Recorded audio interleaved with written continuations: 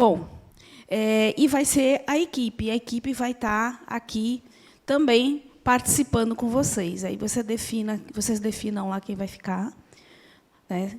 E aí deixa uma pessoa somente na presença.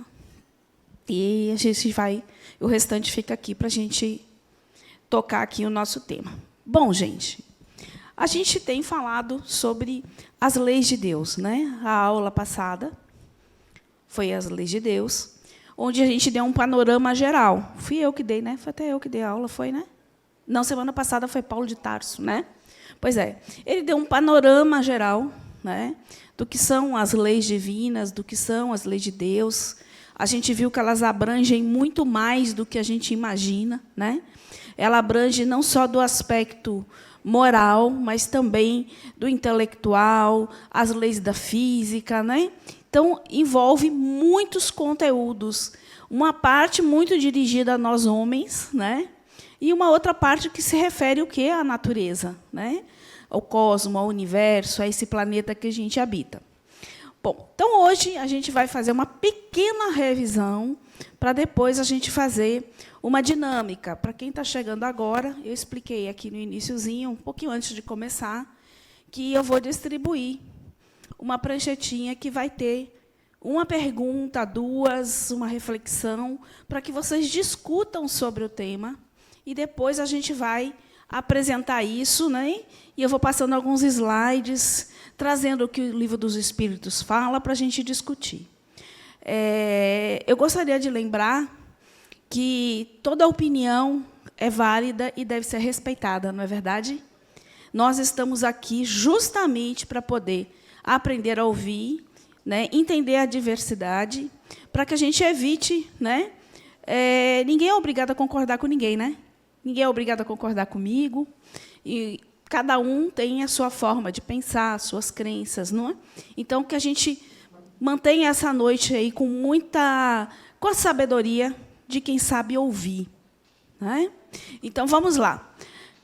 Vocês podem dar uma viradinha, se quiser, por enquanto, tá? Quem está de costa aí, pode virar, ou sentar momentaneamente em algum outro lugar, se não quiser desfazer o círculo, só para a gente repassar isso, para depois nós entrarmos no tema.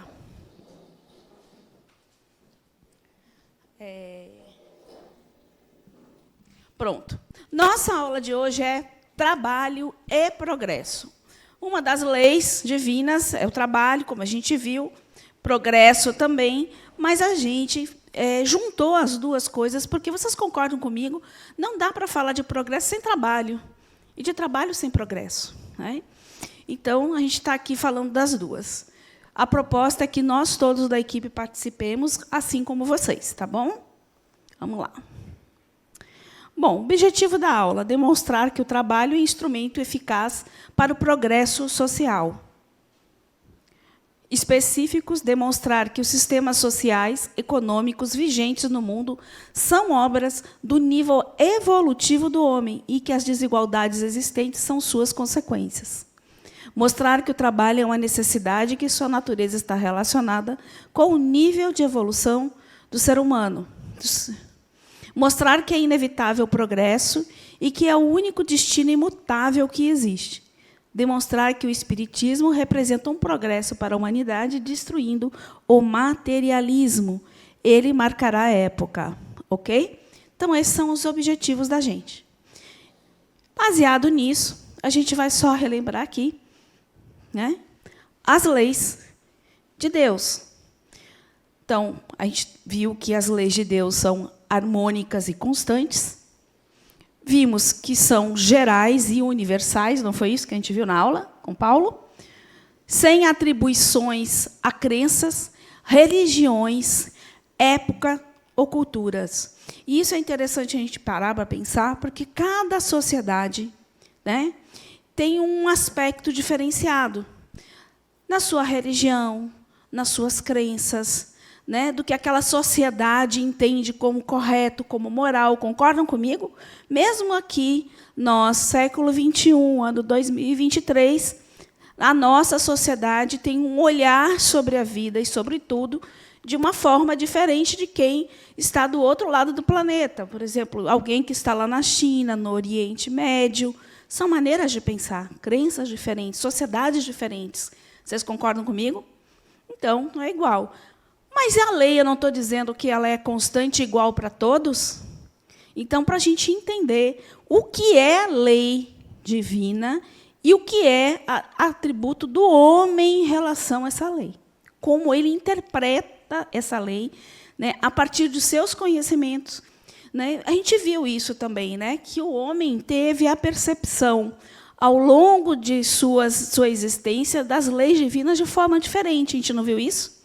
Por exemplo, na Idade Média, a percepção das leis divinas era uma, hoje é outra. No homem primitivo, outra. E assim a sociedade foi se desenvolvendo e o entendimento dessas leis, a percepção sobre essas leis foi alterando, concorda? Porque o conhecimento do homem foi, né, alterando. O que para um ser primitivo, um trovão, significava a ira dos deuses, né? Para a gente entende hoje que é um fenômeno natural. Não é porque Deus está zangado comigo. Então, essas leis de Deus, muitas vezes, foi atribuído como atributo de Deus, atuando, né, em nós, ou castigando, né, ou beneficiando. Então, para a gente abrir esse entendimento que a lei ela é única, mas a nossa percepção é que é diferente ao longo do tempo, certo? E tem como finalidade a educação do espírito. No final das contas, todas essas leis, né, que, na realidade, não são leis como a gente entende as leis do homem, né, mas são leis de boa conduta, leis que nos contribuem para a nossa jornada aqui encarnada enquanto espírito. Quanto mais eu entendo essas leis, quanto mais eu entro em harmonia com essas leis, mais leve será a minha jornada, porque eu entendo como as coisas funcionam. Né? Eu me harmonizei comigo, eu me harmonizei com o universo em que eu vivo, com o meu Deus, né? Esse ser divino que habita tanto em mim, que se apresenta em todas as coisas na vida. Então, quanto mais eu entendo isso, mais eu aprendo, mais eu aproveito essa encarnação de uma forma positiva para o espírito, para que, de fato, ele integre novas habilidades, novos conhecimentos. E essas leis elas não obedecem à moral social, e a gente já viu isso. Por que não obedece? Porque a moral ela se altera. Não altera? O que para nós hoje é imoral já foi moral em alguma época. Né? Era aceitável, inclusive pela lei dos homens. São eternas, imutáveis e visam o equilíbrio e a evolução universais. Visam o bem e a felicidade e não a punição. Isso está no livro de vocês, ok? Então, pode falar. Você quer falar? Aqui o microfone, por favor.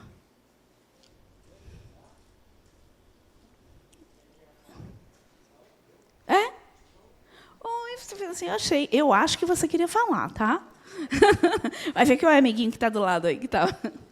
Pronto. Então, é só uma lembrança que tudo isso a gente já viu, né? Mas é importante que a gente integre, principalmente isso, entendendo que não se trata de uma questão do que a sociedade entende hoje. Né? Não se trata da crença daquelas pessoas, da religião daquelas pessoas. Não é partidária, não é nada disso. São leis, né, que abrangem e que nos envolvem de forma de criar o quê? Harmonia para o espírito. Se eu me harmonizo, eu harmonizo a sociedade em que eu vivo, certo? Então, vamos lá. Só para lembrar as divisões das leis de Deus. Lembram isso? Essas são as leis, né? Adoração, trabalho, reprodução, conservação, destruição, sociedade, progresso, igualdade e liberdade, lei da justiça, amor e caridade. Né? A gente vai, ao longo dessas aulas agora, falar um pouco de cada uma. Mas a nossa está ali, ó, grifadinha, lei de trabalho e lei do progresso. Pronto. Lembrando, qual a diferença das leis humanas e das leis divinas? Alguém lembra? Oi? Vamos lá, meninos, vamos andando. As leis, boa noite. Boa noite. As leis divinas são imutáveis, Imutáveis, constantes, constantes, harmônicas. Aí fica para o próximo, para o coleguinha. Claro, você não vai falar tudo, né? Claro, o próximo. Não sou egoísta. Quem mais? Gente, é para vocês participarem, senão a gente vai ter que... Você vai ser compulsório. Vai eleger, né? Já. Ó, vamos lá. Leis humanas e leis de Deus. As principais diferenças entre elas. Mutáveis no tempo e na cultura. As leis humanas elas vão mudando de acordo com a cultura, com o desenvolvimento da sociedade, do homem. As leis se alteram, né? As nossas leis hoje não são iguais ao que eram 500 anos atrás, né? Tudo vai mudando. Já as leis de Deus são imutáveis e intrínsecas ao Espírito. Por que a gente fala que está intrínseca ao Espírito? Por quê? Porque elas estão aonde? Aonde eu encontro essas leis? Aonde? Espírito. Não é bem... você tocou bem. Não foi bem... É na nossa consciência. Consciência. Então, nós, enquanto espíritos, temos dentro de nós, na nossa consciência, essas leis esperando para florescer, né? Com o nosso aprendizado. Então, eu sempre falo, e dou exemplo quando eu dou essa aula, todas elas estão aqui como uma árvore está dentro de uma semente. Basta que ela germine, né? Cresça e tome forma. Então, à medida que o espírito vai adquirindo seu conhecimento, isso vai aflorando naturalmente dentro dele e a gente vai integrando cada vez mais essas leis. Pronto. Caráter, a lei humana tem um caráter punitivo, vocês concordam? Punitivo, porque se você matar, você vai preso, né? Se você roubar, você vai preso. As nossas leis, se você prejudicar o outro financeiramente, você vai ter que pagar uma indenização para ele. Então, são punitivas, elas têm esse caráter. Por quê? Porque nós, no nosso momento de sociedade, no nosso momento evolutivo, nós precisamos dela. Imagine se não existissem elas, como seriam. Imagine como seria a nossa sociedade sem as leis, né? Que dissessem, se você não roubar, você vai preso. Se bem que tem gente que rouba para caramba e não vai preso, né? Mas, enfim, a lei está lá, né? Ela existe. Já as leis de Deus têm um caráter educativo. Como a gente já vem, inclusive, teve uma aula só sobre reencarnação como processo educativo, que mostra muito isso. Que a reencarnação tem exatamente, é como se eu tivesse na escola, né? Gente, eu sou do tempo do 1º e 2º grau, tá? Então eu vou, né?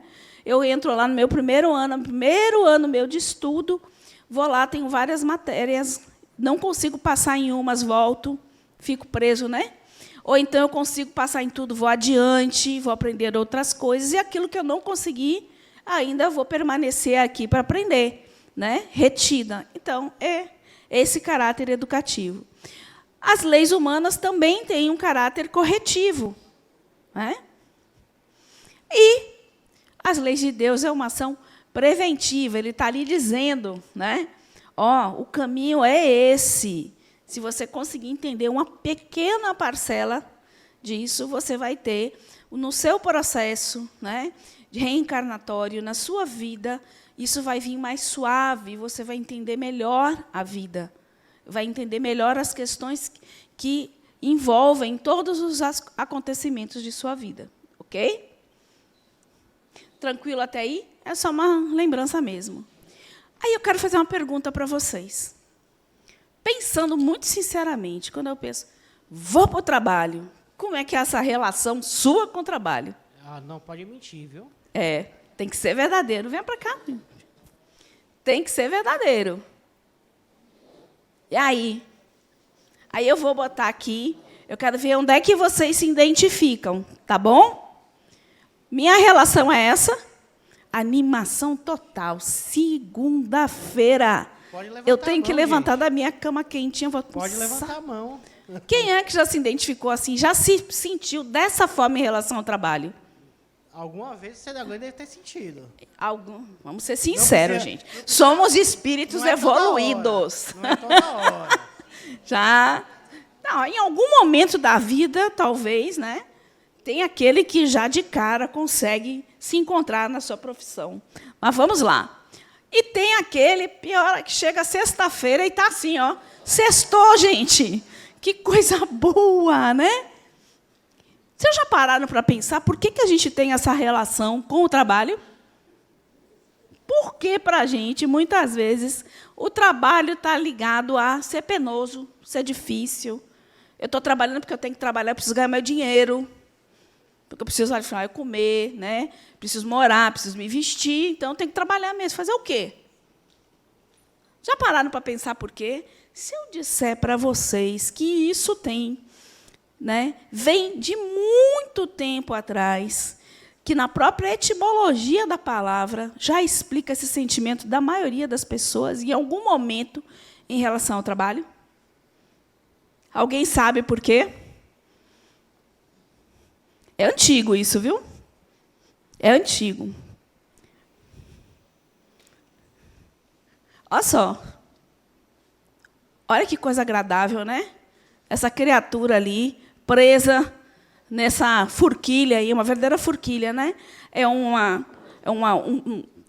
pauzinho, né? Uma estaca com um V, né? Como se fosse uma forquilhinha. E ele está preso aí, certo? E olha a etimologia da palavra trabalho. A palavra trabalho tem sua origem no vocábulo latino tripalho, denominação de instrumento de tortura romano formado por 3, paus, palio. Deste modo, originalmente, trabalhar significava ser torturado no tripalho. Pense que a gente não imagina de onde vêm nossas percepções, nossas crenças. Porque nós vivemos nisso. Quantos de nós não foram torturados no tripalho? E a gente traz isso, né? Isso está na nossa memória espiritual. Então, vamos lá. Quem eram os torturados? Para terminar de acabar, né, com tudo.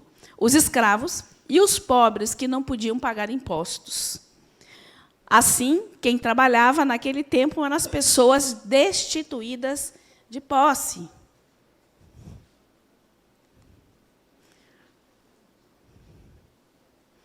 E, afinal, o que é trabalho? Vocês já pararam para pensar o que é trabalho?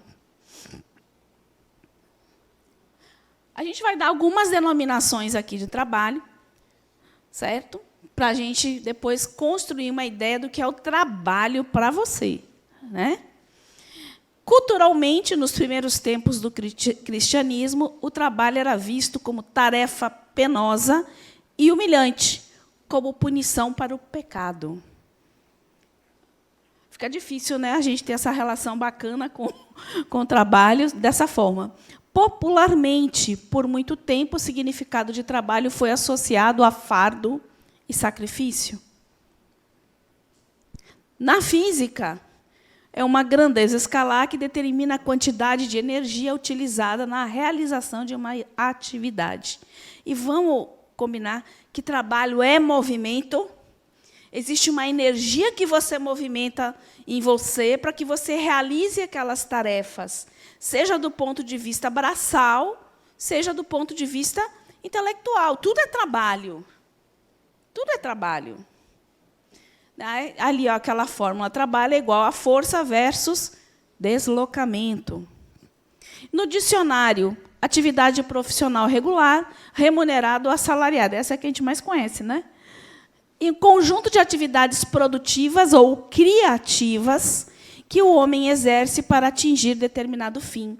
Então, não é apenas a atividade que demanda exercício, né? Aqui, as criativas também. Por quê? Porque tudo aquilo que a gente realiza precisa ser pensado, né? Tudo que se cria, né? As novas formas de trabalhar, as novas formas de fazer, passam primeiro o quê? Pela criatividade de fazer diferente. Então, a criatividade é também um trabalho. E aí, qual é a relação, pense aí, da humanidade? A gente vai fazer tipo uma linha de tempo aí, muito rapidinho, né, para a gente entender como é que foi essa relação do homem, né, com o trabalho nas diversas épocas. Aí, ó. Quando ele era nômade, sedentarismo, organizações, quando já se criam organizações sociais, o que trouxe a Primeira e a Segunda Guerra com as revoluções industriais, e, finalmente, chegamos no quê? Na Revolução Tecnológica, que é exatamente o momento que a gente está vivendo, né? Bom, o nomadismo, o homem em constante mudança, e atendia às necessidades do momento. Tinham métodos muito rudimentares de trabalho. Por quê? Porque o homem ele não cultivava, ele não criava, ele ia, se deslocava, esgotava os recursos daquele local, ele saía, ia para o outro, e ele só colhia o que encontrava, matava o animal que estava ali na natureza, mas ele não, efetivamente, não produzia nada. Né? Ele não tinha nenhuma organização social, eram grupos. Grupos que se juntavam por uma questão, inclusive, de sobrevivência. Certo? Aí o homem resolve deixar de ser nômade, né, e fincar raízes e criar seus assentamentos. Então, ele passa a plantar, passa a criar, né, se organiza em grupos que seriam suas cidades, né, e começam a ter as divisões de tarefas. Pessoas que vão se responsabilizar por determinadas tarefas dentro daquele grupo. Né? Então, aí já é um esboço de uma sociedade. Não chega a ser uma sociedade como a gente entende hoje, mas é um esboço dela. Aí, em seguida, há necessidade, essas cidades vão crescendo, né? Vão crescendo, as necessidades também das pessoas vão crescendo, a estrutura social se modifica, né? O desejo das pessoas também se modifica. Então, eles se organizam socialmente em atividades administrativas e surgem as leis, porque começa a juntar muita gente, cria sociedade, começam os conflitos. Então, a necessidade de ter, né, ordem para isso. E cresce o número de serviços, porque cresce a necessidade dessas pessoas que vêm no seu processo evolutivo e que já não pensam da mesma forma que aquele que era sedentário, que era nômade. Né? Primeira e segunda revoluções industriais, vem a automatização dos processos. Né? Demanda de mão de obra se torna muito grande. E aí, quem lembra da história, houve aí um êxodo rural muito grande na época, né, para vir para as cidades por causa das indústrias, em busca de melhores oportunidades. Em contrapartida, isso fez o quê? Inchou as cidades que não tinham estrutura de receber essas pessoas. Né? Aí vêm uns cortiços, vieram muitos problemas sociais na época. Então, não tem como a gente separar o trabalho, o progresso da sociedade. Né? Então, e a revolução tecnológica, né, onde o conhecimento é tudo. Né? Hoje, todos nós temos acesso ao conhecimento com muita facilidade. Né? A gente pega aquele celular ali, ó, você tem mais informação na mão do que qualquer coisa. Você tem um universo na sua mão. Você, hoje, é o seu computador. Né? O que os computadores imensos levavam para fazer um tempo, a gente pega um celular, aperta duas... Não é nem tecla, né? É na tela que você toca, não tem mais tecla, né? E vai embora. Você faz a pesquisa, chama o cara é o Google, né? Que sabe tudo, faz uma consulta e você tem suas respostas no instante. Então, o conhecimento está disponível para quem quer. Deixa eu só finalizar aqui, tá? Que eu já... E a inteligência está sendo valorizada. E não só a inteligência humana, né? Hoje nós temos uma inteligência em alta aí, que é o qual? As IAs, inteligências artificiais, que estão cada vez mais evoluindo. Hoje,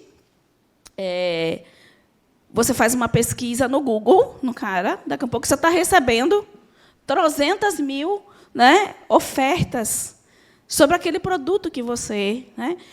A IA, inclusive, cria o seu perfil. e sabe o que lhe oferecer, mesmo que você não procure. Não é assim? Pois é, até onde vai essa inteligência, né? Gestão, a necessidade de cargos de gestão, porque gerir tudo isso, né? Planejamento, informação. Olha quantos serviços, quantas coisas diferentes surgiram a partir dessa revolução tecnológica. Pode falar. Tudo bem, Tânia? Boa noite. Oi, boa noite. Marcelo. Diga, Marcelo. Eu não entendi essa analogia do sedentarismo no segundo tópico lá, com agricultura, pecuária. Porque o homem deixou de ser nômade e passou a ter uma cultura sedentária. Ele parou, ele ficou num determinado local, entendeu? Sedentarismo nesse sentido. Na minha cabeça, o sedentarismo seria justamente o contrário, né? Não, ele não fazer deixou... nada. Não, o sedentarismo no sentido de estar se deslocando. Ele deixa de se deslocar e para num lugar, entendeu? Se assenta num lugar. Ok. Certo? Vamos lá. Vem cá, gente. E será que quando eu desencarnar eu vou deixar de trabalhar? Hein? Como é que vai ser? Como é que será esse trabalho no plano espiritual? Vocês imaginam como vai ser isso? Hein? Será? Meu Deus, vai ser pior. Esse está com a carinha lá do começo. Hein? O trabalho é dobrado? Pois é. Gente, né? Como a gente para e pensa... Pode falar, César. Enquanto isso, eu vou beber uma aguinha aqui. Eu estou com minha colega aqui, minha amiga, e ela está me dizendo a realidade. Nós vamos ter que trabalhar mais para uma questão de evolução, né? Aqui a gente trabalha, de repente, até porque quer, mas lá vai ser realmente obrigado. É o meu pensamento. É. Na verdade, será que a gente trabalha porque quer mesmo? É uma boa pergunta, né? Se é uma lei natural, será que a gente trabalha só porque quer ou não quer? Porque toda atividade é... Essa é uma questão, né? Quem quer falar? Quem levantou a mãozinha? Ah, pronto. Pronto. Aí é bem surpresa, né? Quando a gente chega a dizer assim, olha, tem uma notícia para lhe dar. Você não vai descansar, né? Ah, aquela ideia de eu desencarnei, agora eu vou descansar, ou eu então vou ficar tocando arpinha na beira do rio, vendo, né, cisnes no lago, e eu vou só ouvir músicas, né, celestiais. Não é bem assim, né? Então, vamos lá. Aqui, só para ilustrar aqui, eu estou crente do descanso eterno, né? Aquela carinha relaxada e tudo. Aí eu descubro... E eu fico sabendo que o trabalho é eterno, porque é uma lei divina, então não tem jeito, eu vou continuar trabalhando. Serão trabalhos diferentes, seriam de formas diferentes, sem sombra de dúvida. Mas eu vou ter minhas atividades lá, porque o espírito não para. O espírito não deixa de produzir, né? Porque essa produção está relacionada diretamente ao progresso e à evolução do espírito, ok? Então... Ninguém mais aqui vai se espantar, né? Já sabe que vai trabalhar, né? Vou continuar. Pronto. Agora, eu vou pedir, vocês coloquem assim, 1, 2, 3, 4, 5. Tá? As pranchetinhas. Eu vou distribuir aí, a gente está distribuindo para vocês, uma pranchetinha com essas questões. São 5 grupos, tá? O grupo 1 tem essas 2 perguntinhas aí para discutir. O que você entende por trabalho? Qual a ideia sua do trabalho? Será que podemos entender trabalho apenas do ponto de vista material? Quem é o grupo 1 aí? Pronto. Grupo 2. Sabemos que o trabalho é uma lei natural. Na sua opinião, por que o trabalho é imposto ao homem? Por que eu preciso trabalhar? Será que em mundos mais evoluídos e aperfeiçoados, o homem é submetido às mesmas necessidades de trabalho? Não vale só sim ou não, viu? Eu quero saber por quê, né? Explica aí a resposta. Isso eu me lembro com os professores, quando eu estava na escola, você fez justifique. Eu odiava esse justifique, viu? Grupo 3. Reflita e discuta do ponto de vista espiritual e evolutivo o porquê das desigualdades sociais. Vamos pensar do ponto de vista espiritual. Por que será que existem as desigualdades? Né? Grupo 4. Analise e discuta sobre o progresso social a partir dos progressos intelectual e moral.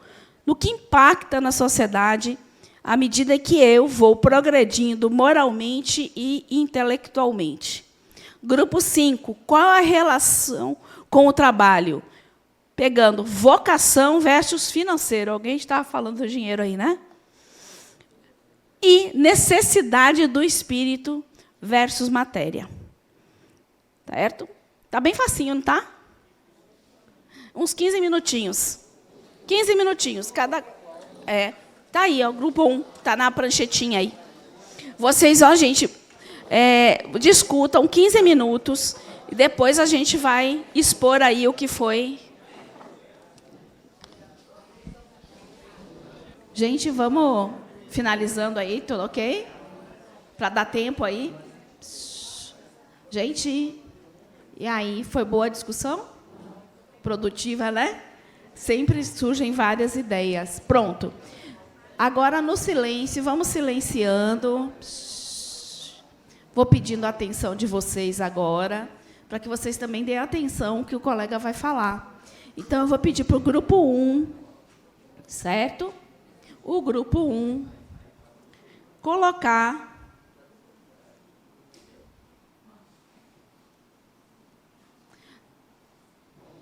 Ó, na realidade, tudo isso é o grupo 1, viu? Que eu acabei não mudando aí.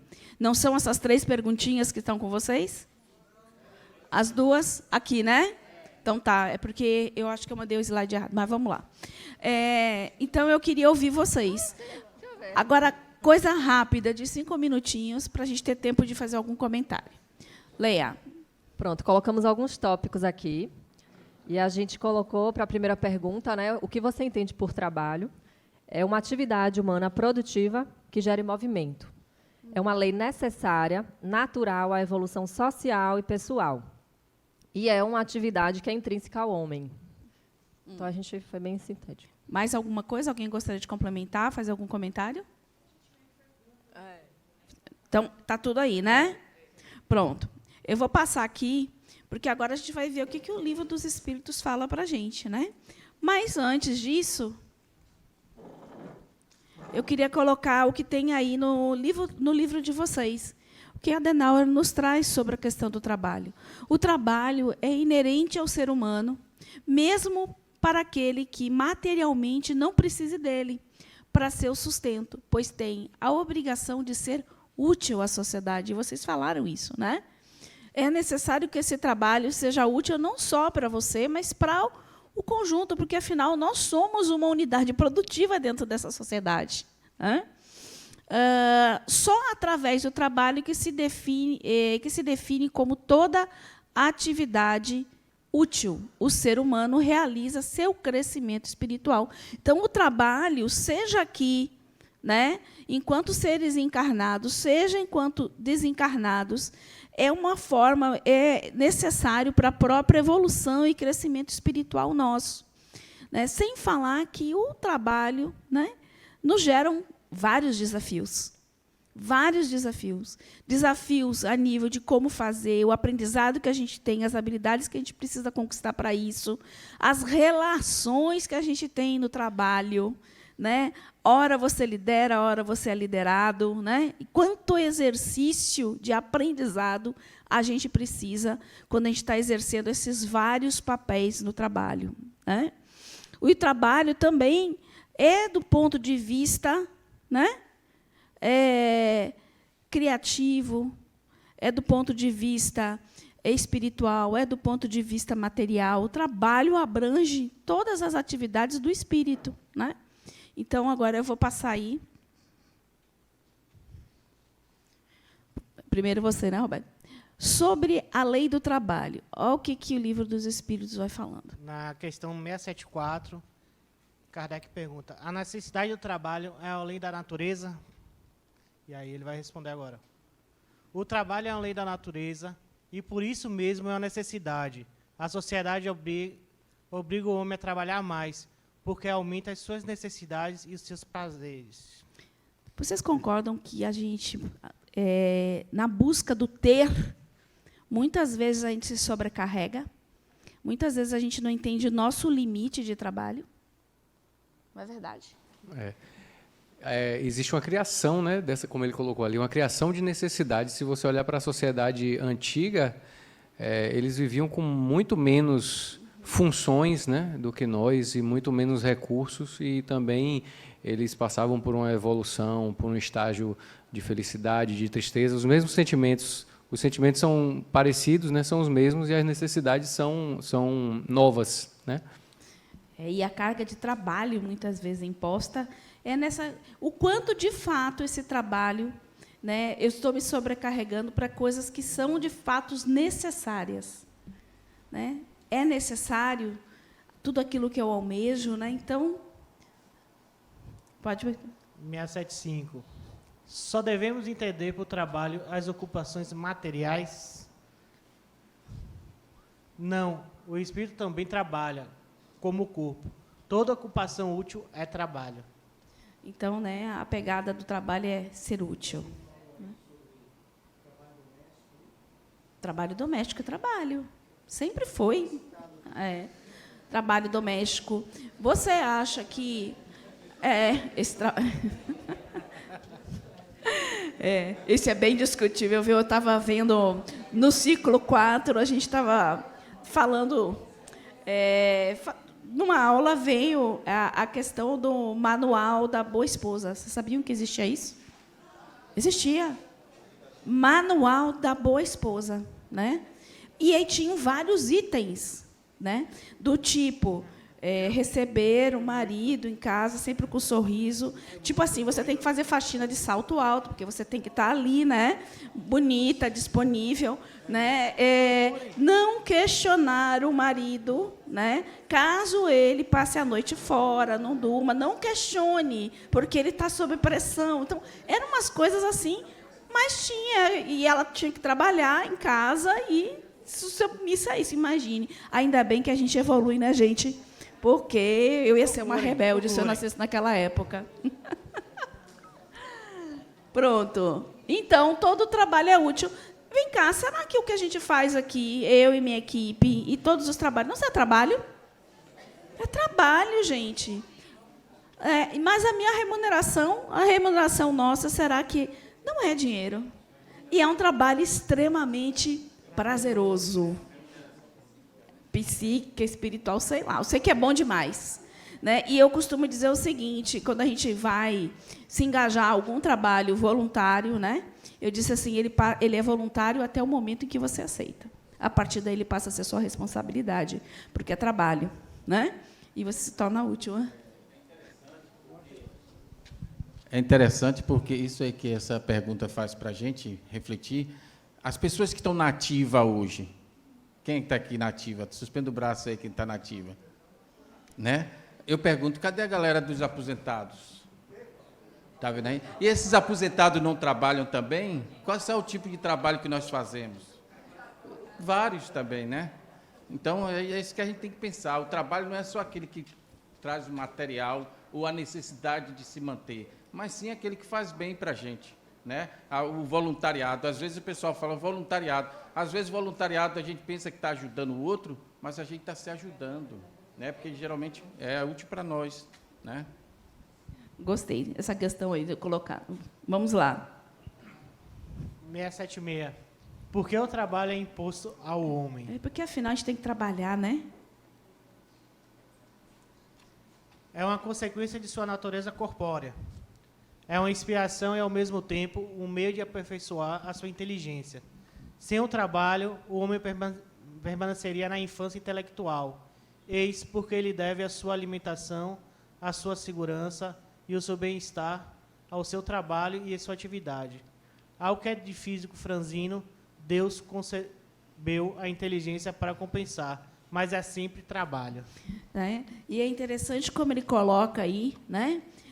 A gente precisa trabalhar, a gente vive na matéria, né? Então é necessário que a gente trabalhe, que a gente ganhe pelo nosso trabalho, para que a gente possa ter possibilidades de ter uma moradia, né? Porque isso tudo faz parte da jornada do espírito, concorda?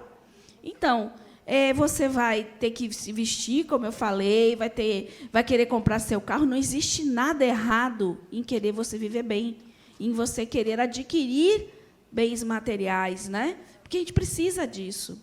A questão é o quanto isso, né, toma conta de mim, o quanto isso me define, né? O quanto o ter é parte de mim, certo? Agora, uma coisa que a gente fala que o espiritismo veio para destruir o materialismo, não a materialidade, porque a materialidade é a nossa realidade enquanto seres encarnados, certo?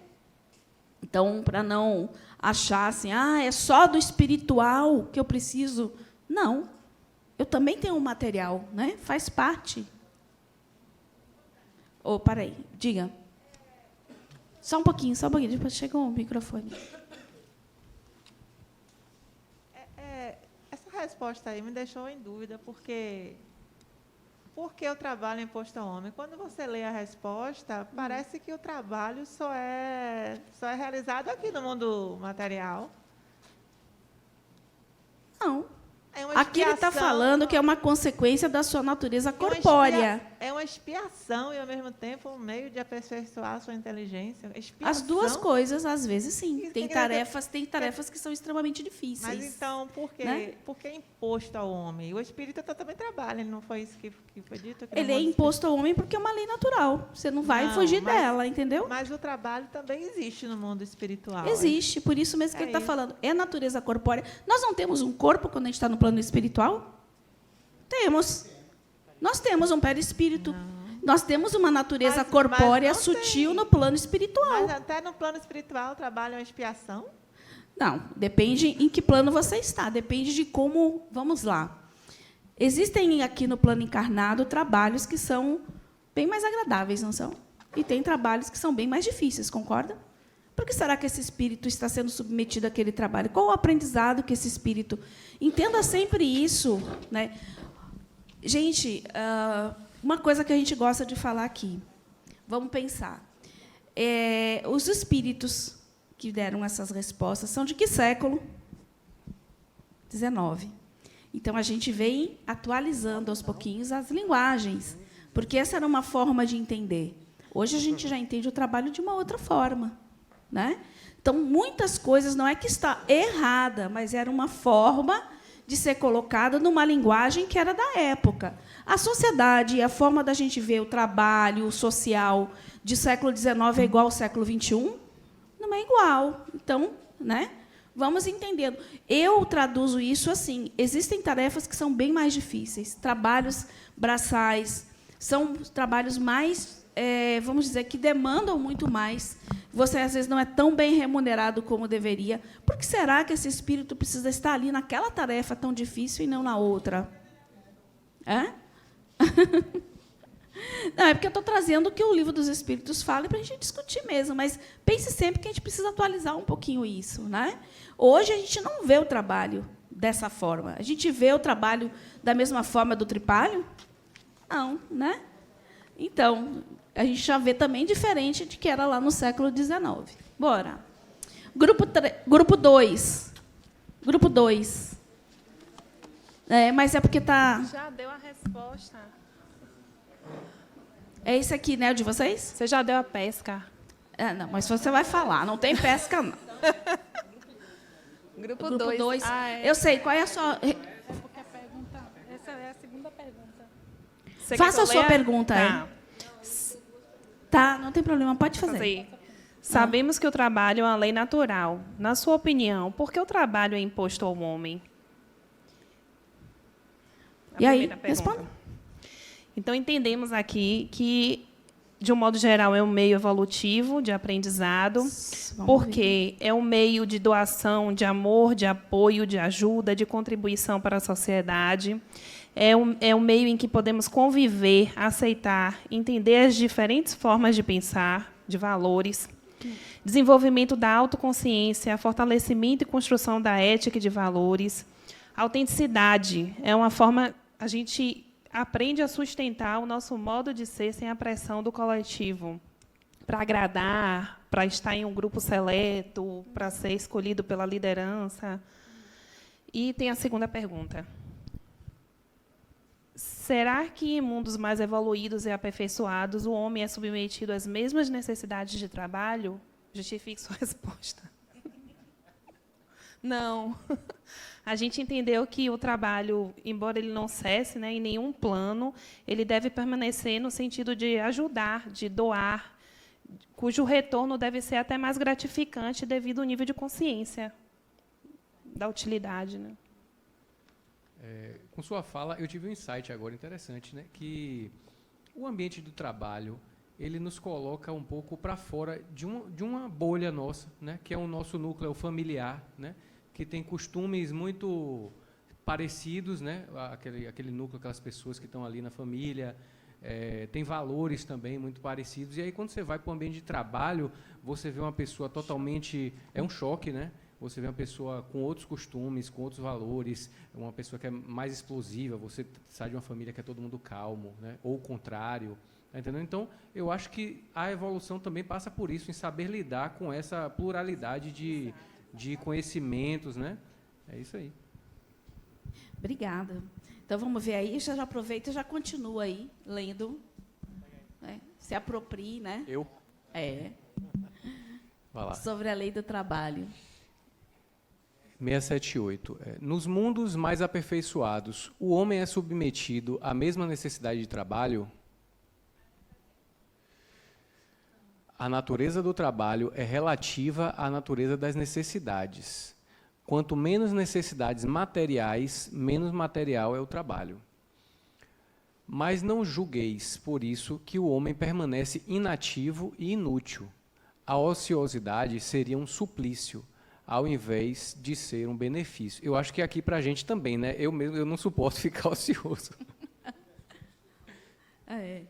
Pois é.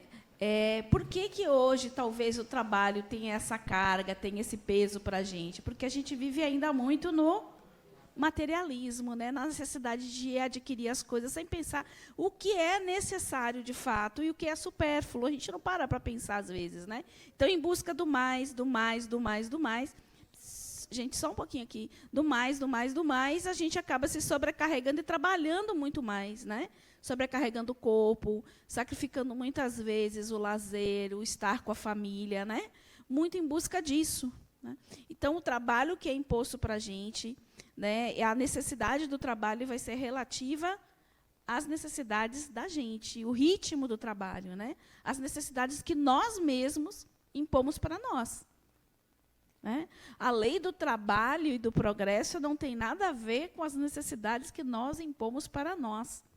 Elas nos dão um direcionamento, mas cada um tem pessoas que trabalham menos, ganham menos e se sentem mais confortáveis. Tem pessoas que trabalham, e às vezes tem uma insatisfação e um vazio muito grande. Por quê? Porque não é só de trabalho também que a gente vive, né?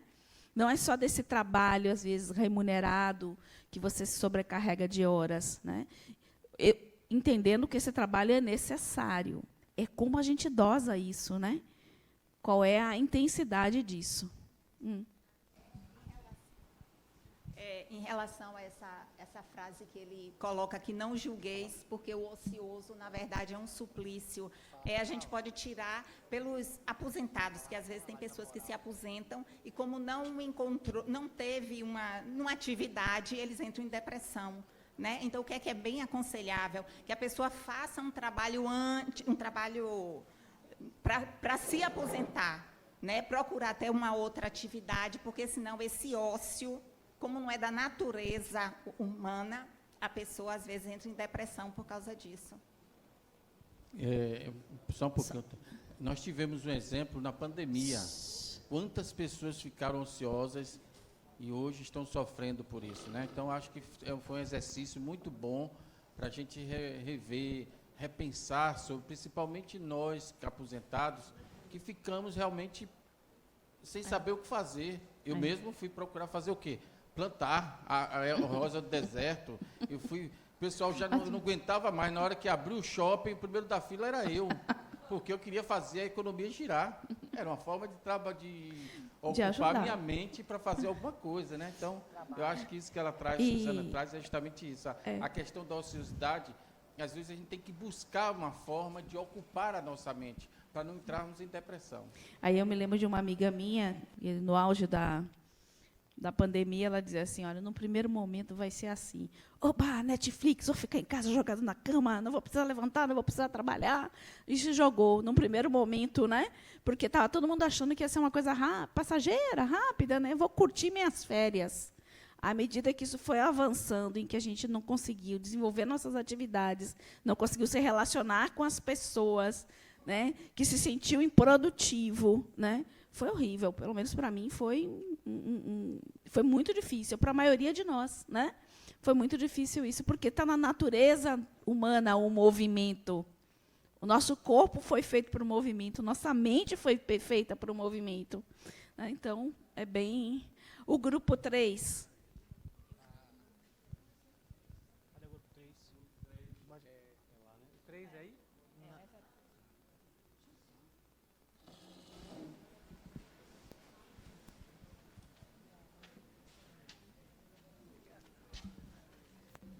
Nosso grupo, inicialmente, a questão, né, reflita e discuta, do ponto de vista espiritual e evolutivo, o porquê das desigualdades sociais.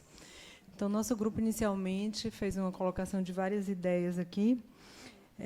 A falta de informação seria um ponto, o aprendizado pelas necessidades e diversidades, a diferença dos níveis evolutivos, o desenvolvimento de diversas habilidades, uma vez que é uma continuidade, a motivação para a evolução e crescimento espiritual, a inversão de papéis para viabilizar a evolução e aprendizado, a aceitação, tanto no que diz aceitação e estar aberto, né, no que diz respeito à convivência, à diversidades e às diversas condições.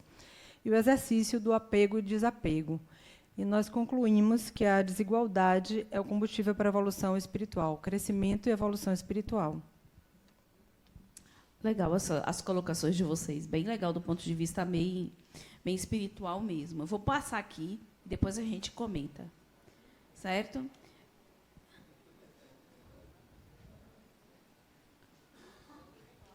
Quem quer falar aí?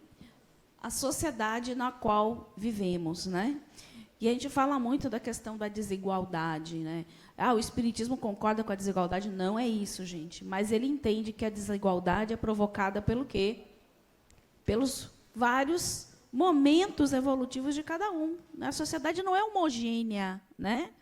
Se a gente entende o nosso processo evolutivo como aprendizado de nossas inabilidades, é óbvio que a gente vai ter essa diversidade. E nós vamos ter essa diversidade de várias formas. Porque a gente já aprendeu também que a evolução do homem ela não acontece paralela do ponto de vista moral e intelectual. Então, você vai ter pessoas, né, altamente intelectuais, mas, do ponto de vista ético, deixando a desejar. E fazendo atrocidades, muitas vezes, com conhecimento. Né, com a sua capacidade de liderança. Então, essas desigualdades, na realidade, são provocadas pelo próprio homem. Não é a lei que determina isso. Você vai pagar, você vai ter que vir, vai trabalhar duro para...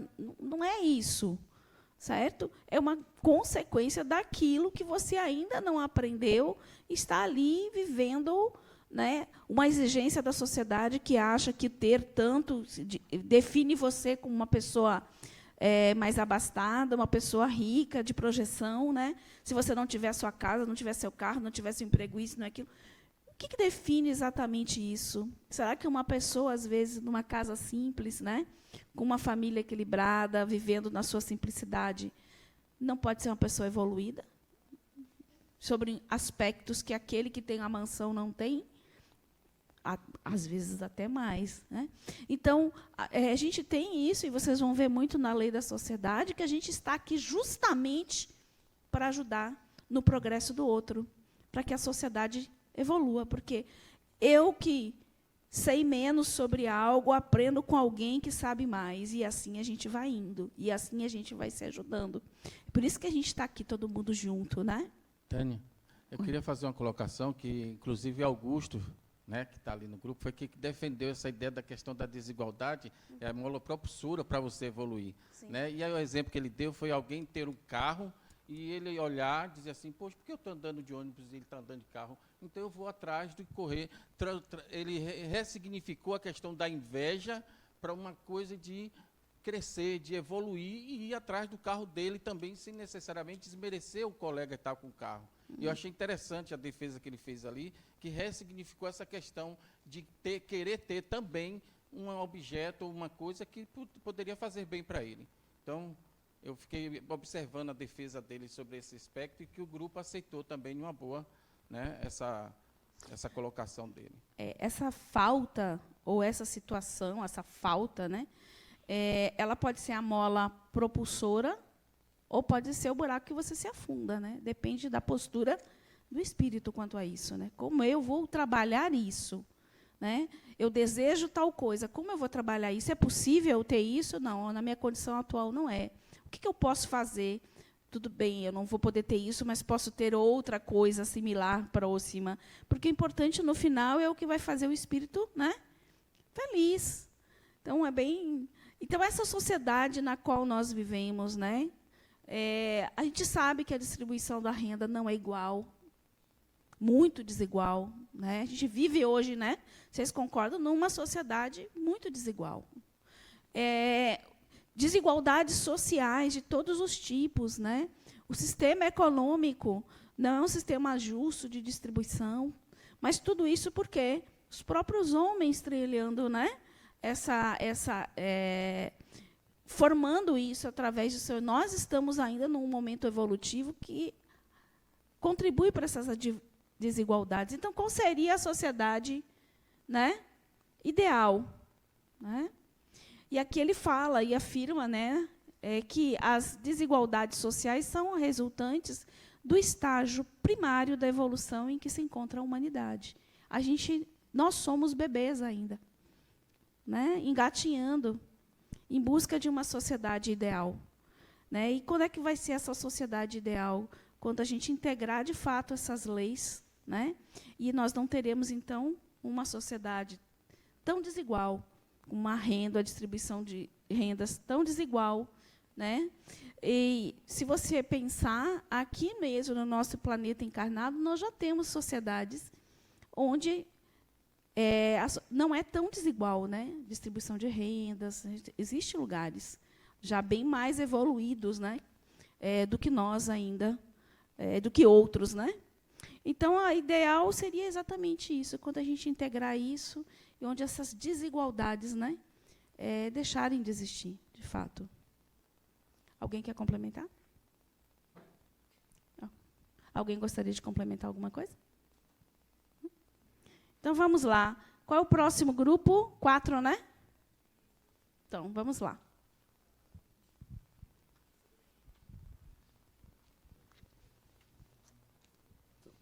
Pode ler a pergunta?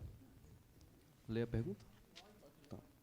Analise e discuta sobre o progresso social a partir dos progressos intelectual e moral. Então, primeiramente, a gente elencou alguns tópicos, né, sobre o progresso intelectual. O que foi que favoreceu, né, esse progresso? Foi a educação, a tecnologia, o acesso aos bens de serviço, a interação social. E no progresso moral, né, a sociedade, a contribuição que a família teve, né, a formação ética e o descentralizar o ter para valorizar o ser. Então, como que isso teria influenciado o progresso social? A gente teve algumas discussões, mas não chegamos a escrever nada. Então, ficou uma coisa... Né, então, a gente vai deixar aberto para quem quiser contribuir. Na minha ótica, né, eu acredito que o progresso social, ele vem realmente... A gente mudou muito as questões do passado, né, e a gente vê porque, a partir da internet, por exemplo, que tem um viés, ela é positiva, mas ela também é negativa, mas olhando pela ótica positiva, a gente vê que algumas questões que não eram discutidas antes socialmente, hoje já são. Então, eu acredito que, olhando pelo lado positivo, a gente tem aí um progresso.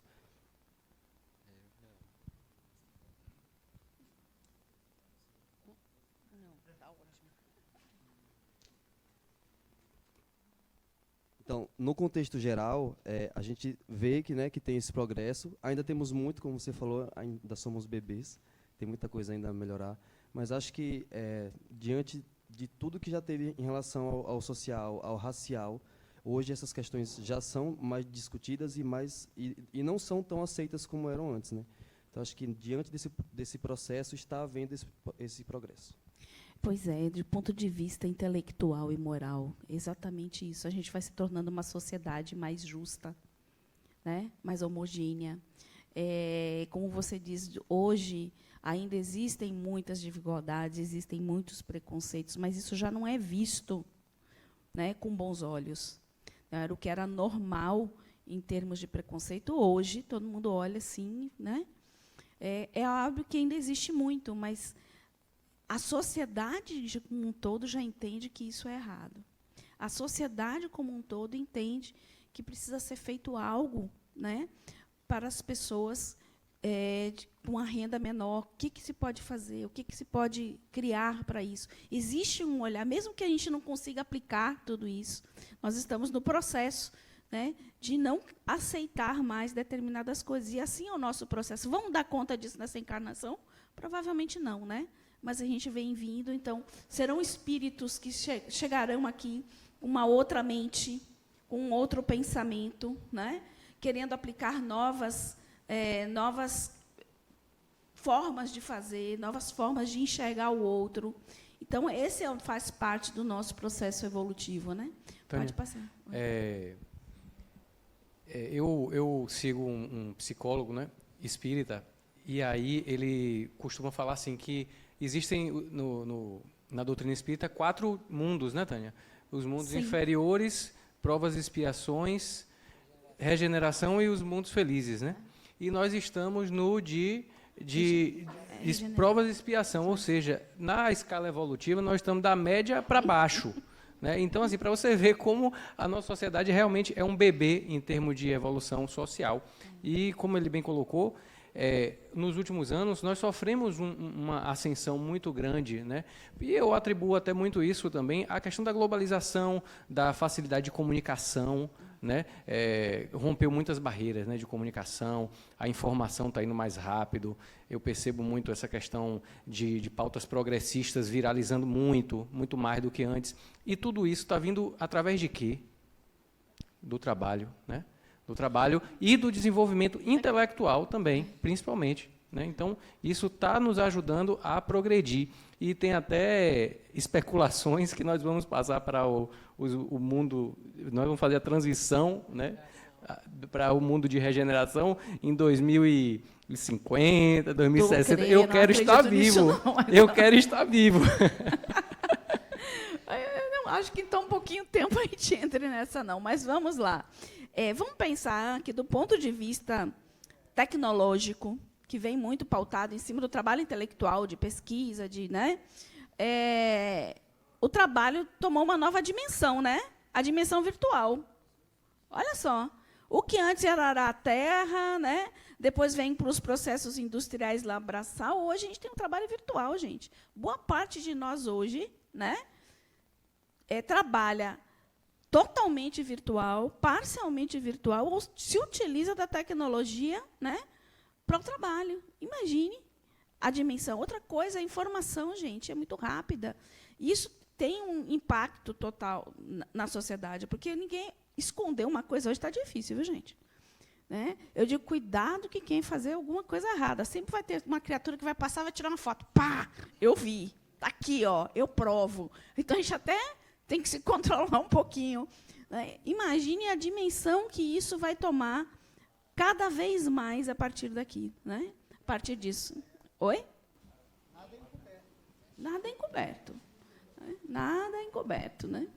Vamos passar aqui. Quem é que vai ler aí? Su.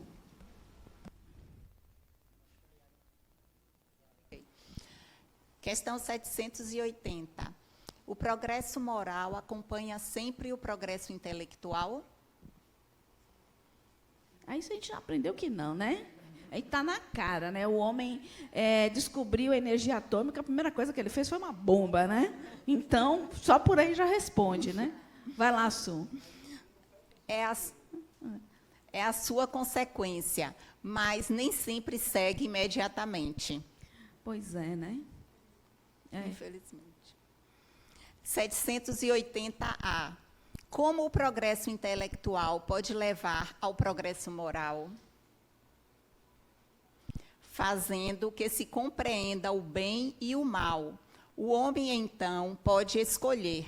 O desenvolvimento do livre-arbítrio acompanha o da inteligência e aumenta a responsabilidade dos atos. Eu acho assim, essa resposta assim, muito perfeita. certeira, né? Na realidade,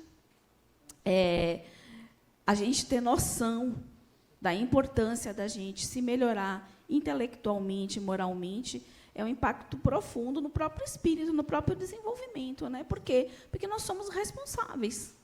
Nós temos liberdade, a priori, de fazer qualquer coisa, não é verdade?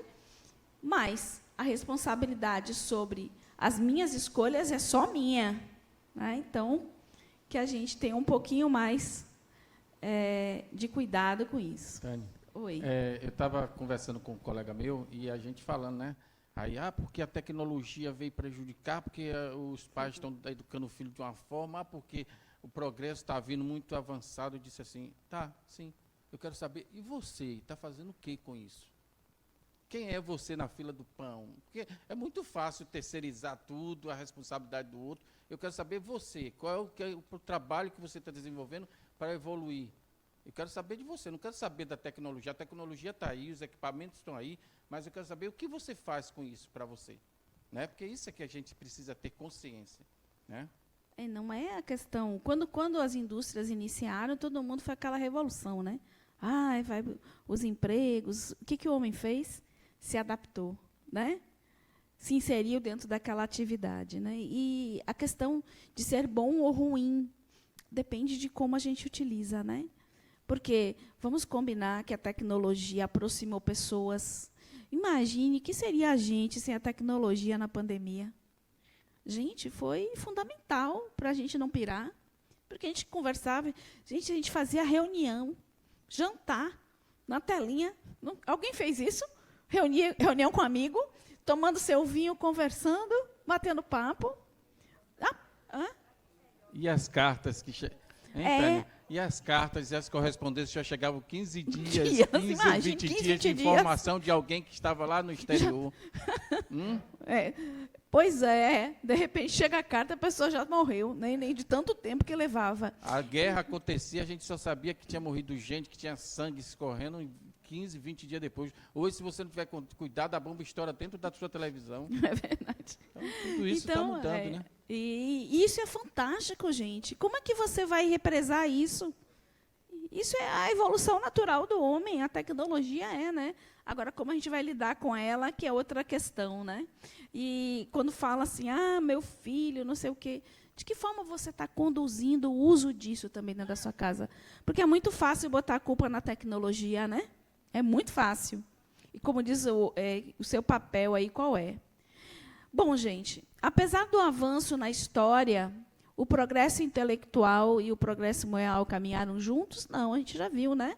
E eu dei aqui um exemplo, né, da energia atômica. Primeiro foi uma bomba, matou, hoje é utilizado em equipamentos, né, para salvar vidas, né, me fugiu agora, equipamentos de imagem, né, para dar diagnósticos de doenças e tudo. Então, o progresso intelectual, né, e o moral, um é consequência do outro, né, que leva o quê? O progresso social. Porque quanto mais ética, quanto mais moral, né, eu adquirir, né, eu integrar, né, melhor, junto com o meu progresso intelectual, eu vou estar melhorando a sociedade. Aliás, gente, quem é a sociedade? Nós. Aí, às vezes, você vê assim, falar... mas a sociedade não tem mais jeito. Você está dizendo que você não tem mais jeito, porque você faz parte da sociedade. Então, é um papel nosso, através do nosso trabalho, promover o progresso da sociedade onde eu me insiro, que eu faço parte.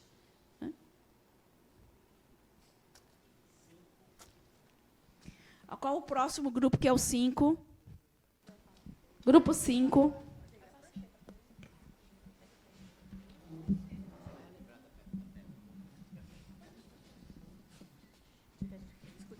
Oi, pessoal, boa noite.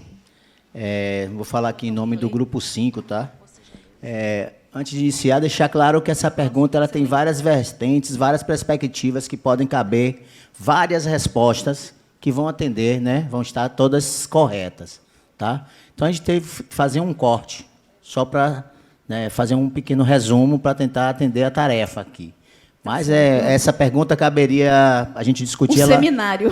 Um seminário, exatamente. É aquela teoria de trabalho acadêmico, né? Isso. Você não pode falar do braço, você fala só da unha e mais nada, senão você não entrega. Mas vamos lá. Então, qual a relação com o trabalho, né?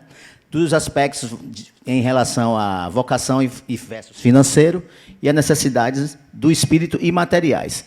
A gente escolheu a perspectiva para fazer uma relação entre a vocação e o financeiro, né? Acreditando que quando essas duas possibilidades elas são efetuadas, elas se encontram, são possíveis, seria então a situação ideal para o ser humano, né? Ele ter aquela sensação da vocação que o espírito lhe chama. Tá. Alô? Alô? Voltou. A vocação...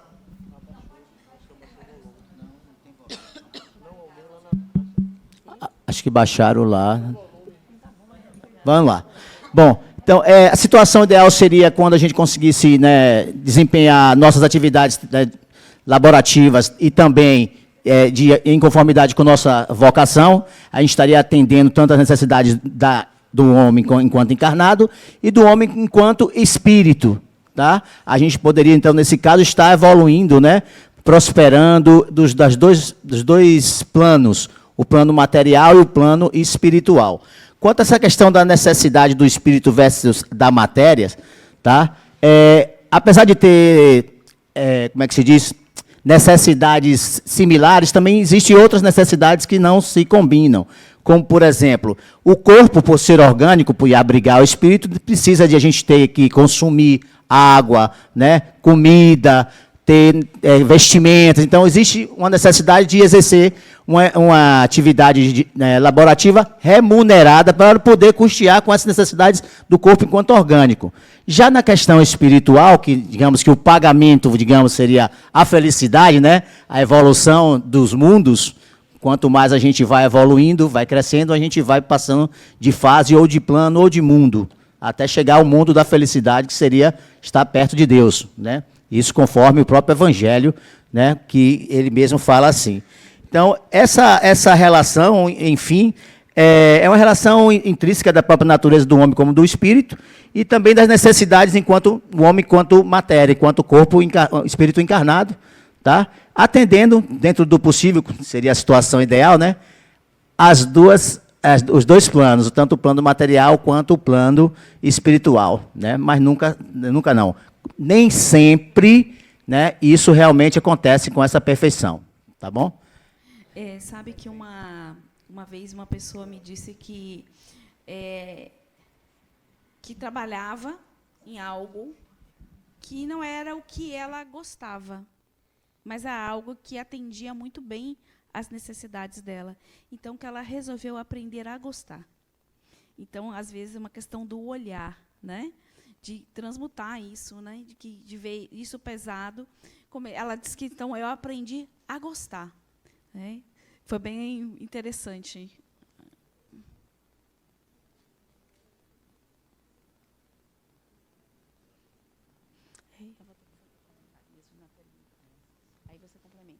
Bom, aí quando a gente fala da relação do espírito e do trabalho, né, a gente dosar, de fato, a necessidade do trabalho, para que mesmo ele é necessário? Né? O que o espírito precisa, o que o personagem precisa, né? Para que a gente consiga, preferencialmente, entender esse limite do trabalho, que é aquilo que a gente estava discutindo.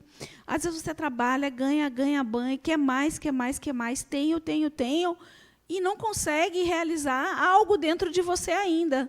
Ainda tem um vazio. Por quê? Porque não é só disso. Não é só isso que o espírito precisa. Ele precisa disso também.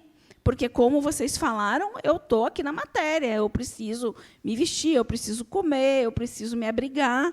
Então, eu preciso, faz parte, inclusive, do processo de crescimento e evolutivo do espírito, desenvolver essas tarefas e ser remunerado por ela. Então, se eu faço isso bem, que eu trabalhe bem, por que eu não posso ser bem remunerado também? Não existe problema algum.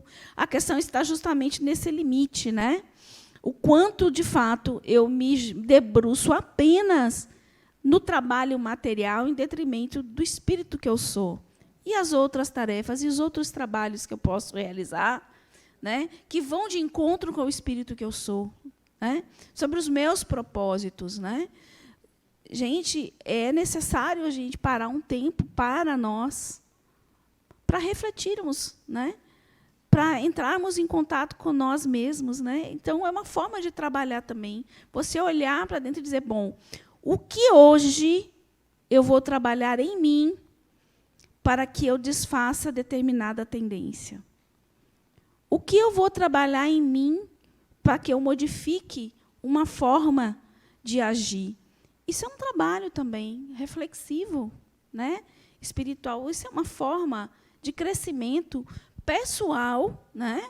E de crescimento coletivo, né? Eu vi a plaquinha dos 10 minutos. Odeio essa placa, mas tudo bem. Mas eu tenho que mostrar e tenho que receber também, né? E a escolha da profissão? O ideal seria que a gente pudesse casar as duas coisas, né? Tem pessoas que são extremamente realizadas nas suas profissões, porque encontraram o seu propósito dentro daquela profissão. Porque quando o espírito entende seu propósito, ele coloca esse propósito em tudo que ele faz na vida, nas relações pessoais, sejam familiares, amorosas, ele coloca no trabalho, né? Ele é impulsionado por esse propósito. Então, você vê as pessoas assim que você olha assim, poxa, eu não lhe vejo fazendo outra coisa, porque está tão integrado dentro dela aquela habilidade para desenvolver aquele trabalho, né? Então, pode falar. É interessante, né, a gente perceber aquilo que o Marcelo trouxe, que às vezes a gente trabalha naquilo que a gente não gosta, né? Mas a gente está tão preocupado nos boletos, nos compromissos, que a gente não consegue enxergar as oportunidades que estão surgindo nas nossas frentes, né? Porque é justamente isso. Quando você pede um bom trabalho, Deus não te dá um bom trabalho, Ele te dá oportunidades para você perceber aquela mudança de trabalho. Mas como você está preocupado com o boleto você não percebe o que está ao seu redor, né? E isso é legal porque a gente precisa também dar um tempo para a gente. A gente precisa também ver os outros aspectos das nossas vidas, que nós chamamos de dimensões, né? Dimensão familiar, dimensão lazer, a dimensão sexual, a dimensão... Como é que está isso na vida da gente? Se a gente está só voltado para o trabalho, né? E aí alguma coisa está pendente. Né? Então, esse limite que Tânia traz justamente é isso. Vamos ver o limite, vamos buscar vamos dizer assim, eu costumo dizer que nossa vida é que nem aquele personagem do circo, né? Que é aquele que mantinha um prato tudo... No equilíbrio. Cada prato daquele é uma dimensão das nossas vidas.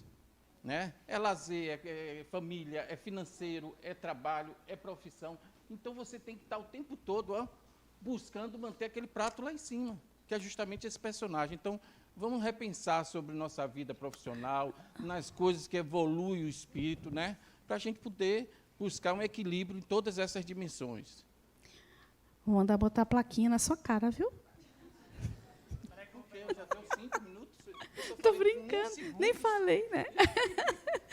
Gente, eu tenho outra coisa também. Muitas vezes, em função do querer continuar tendo, né? E muito em função dos nossos medos. Como é difícil a gente dar uma virada, uma guinada, né? Tem pessoas que dão uma guinada na vida, que mudam completamente de uma profissão que você não acredita como fez. Como é que fez isso, né? Então, sim, mas agora é rapidinho. Então, para a gente parar para pensar, né? Porque às vezes também tem pessoas que parecem que pegaram no tombo, tipo assim, entenderam o seu propósito e tem coragem de mudar. E às vezes a gente está ali batendo numa coisa que não está realizando a gente, mas tem medo, né? De mudanças. Aí a pergunta, não precisa nem responder, mas só para refletir. Vocês estão trabalhando com aquilo que sempre desejaram? Aí eu pergunto mais ainda, vocês sabem o que de fato desejam? Que é outra perguntinha boa, né? Você acha que sua vocação está à frente do retorno financeiro? Né? Porque tem pessoas que, para elas, só importa o financeiro. Tem pessoas que têm aquela vocação e se utilizam dessa vocação para ganhar dinheiro, inclusive, para se realizar e ganhar o seu dinheiro. Como podemos casar a necessidade do espírito e da matéria? Né? Essa é uma pergunta bem... Como eu dosar isso, se muitas vezes eu nem parei para refletir o que, de fato, eu desejo? Lá, ó. Eu não sei as respostas também, não, viu? Já estou na mesma pegada aí de perguntar para mim, viu? Como é que eu faço? Me permita fazer um comentário. Claro. Se nós temos várias encarnações, e nessas encarnações nós temos acúmulos de habilidades, entendo eu que o trabalho que desenvolvemos aqui tanto nos serve de aprendizado, mas também de colaboração para com o outro, sendo encarnado ou desencarnado. E me pergunto, então, se, no plano espiritual, esse trabalho desenvolvido aqui não teria uma continuidade, um aperfeiçoamento. Nos poucos livros que tive a oportunidade de ler, porque eu sou uma bebê no Espiritismo, eu entendo que o que foi desenvolvido em encarnado, ele é aproveitado e aperfeiçoado no ponto de vista espiritual. E aí eu vou trazer para mim. Eu sou muito feliz no meu trabalho, independente do financeiro. Minha escolha não foi baseada no financeiro. E sinto uma grande emoção todos os dias em que entro no meu consultório. Então, eu acho que isso é você estar afim ao seu trabalho.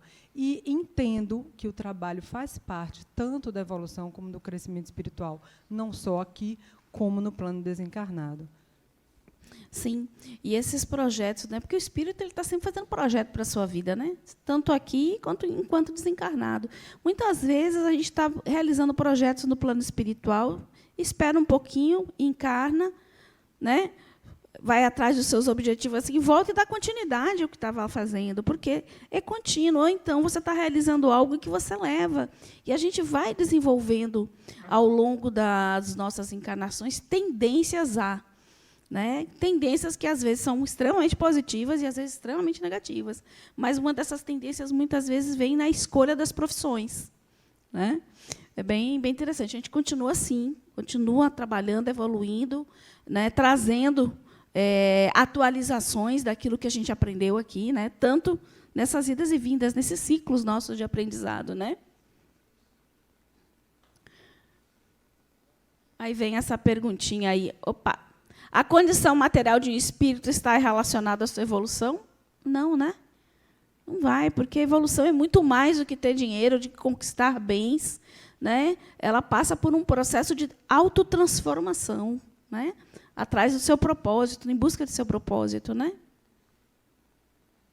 Aqui é só para a gente finalizar com algumas reflexões. Né? Somente o nosso trabalho coletivo pode engrandecer ou destruir o organismo social.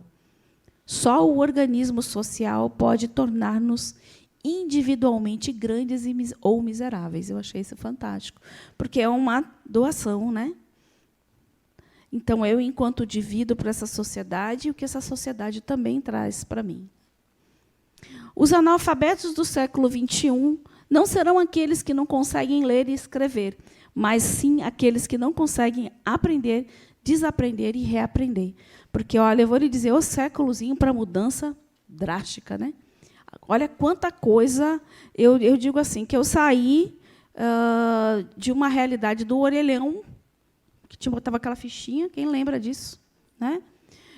Quando eu vim, eu sou do Rio Grande do Sul, quando eu vim para Salvador, morando na Bahia, telefone particular era uma coisa caríssima, que você levava meses, anos para conseguir uma linha.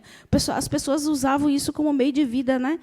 Alugavam linhas telefônicas. Né? Imagine que loucura. Né? E hoje eu estou com um celular que me conecta com o mundo. Né?